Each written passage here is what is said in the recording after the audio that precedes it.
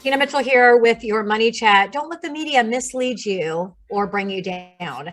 Watching for the MBA numbers to come out on mortgage applications, I could not believe what came out of the mouths of Diane Olick and Becky Quick as they went through the numbers and tried to terrify potential first-time homebuyers by telling them that the rate that first-time buyers will pay for a mortgage is 7%.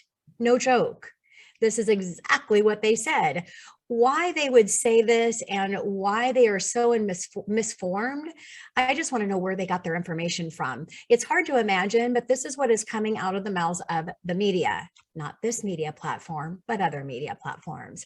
I would like to set the record straight. If you're listening and you are a first-time home buyer, there is no special rate that you have to pay. There is no penalty for first-time home buyers. Not disclosing interest rates today because it's depending on a lot of different factors, but average interest rate nationally has been around 5.375. Not 7% first-time home buyers. And then they came out teasing all of the listeners for the long part of the morning, as it was a long wait to hear what they were going to say next. And then they said, dramatic downward revision in mortgage origination for 2022 from MBA. Now, the report showed that they only went down from 2.61 trillion to 2.58 trillion, not exactly dramatic downward. There was also an article written by Diana Olick on CNBC citing that according to Redfin, 12% of homes for sale had a price drop last month, insinuating that we are heading towards a bubble. For comparison, this figure was 9% a year ago. Are we starting to see some of the froth come out of the markets? Of course, but even last year when we had one of the hottest housing markets on record, 9% the listings dropped their prices. So we are seeing a slight increase from that level. Also within the article was a mention that listings are up 8% from a year ago, which will lead to more supply and decline in home values. Now, it's important to note that listings decline over the past 4 weeks on an annual basis, and this is typical increase that we see every single year going into the spring and home buying season. In fact, last year inventory rose 10% between March and April, and every year prior, we saw a big increase during that same period of time. Inventory levels are still near record lows. With all of the negative talk in the media, Google shares results.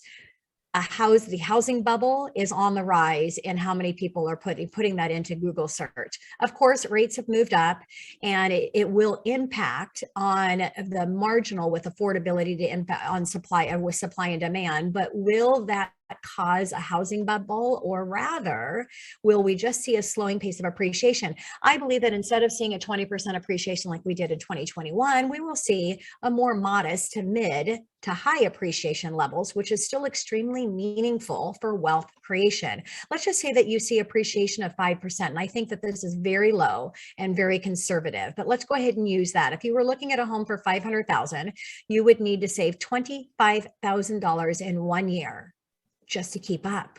Now, this doesn't even factor in the most likely higher interest rates. If rates only went up to 6%, with a 20% down payment, your monthly payment would increase $250 a month, and this would drop your buying power by $55,000. That means instead of being able to purchase a home for $500,000, if you waited, then that same payment would purchase you a $445,000 home. All right, initial job claims, which measures individuals filing for unemployment benefits for the first time, increased 18,000 to 185,000, coming off the lowest reading since 1968. Continued claims, which are those that continue to receive benefits after an initial claim, decreased 48,000 to 1.475 million. The story here remains the same. Employers are holding onto the workers and firing less, and labor market is extremely tight. On the inflation front, the producer price index, which measures inflation on the wholesale level, rose 1.4% in March, which was the hotter than expectations of 1.1. On a year-over-year basis, the index rose from 10.3% to 11.2%, which is the highest level recorded since they changed their methodology in 2010. The core PPI, which strips out food and energy prices, rose 1% in March, which was double expectations. The year-over-year figures increased from 8.7% to 9.2%. The CRB food price index just closed at the highest, which is important because it makes up approximately 17% of consumer spending in development economies and to 40% in some countries in Africa. Now, additionally, things maybe get worse in Ukraine, has been planting 20 to 30% less crops due to the conflict, which is a huge amount. And this will lead to lesser harvests in the summer, fall, and add to the pricing pressures. Now, if things couldn't get any worse, 23 million chickens had to be put down due to the bird flu, which will likely contribute to higher poultry prices in the coming months.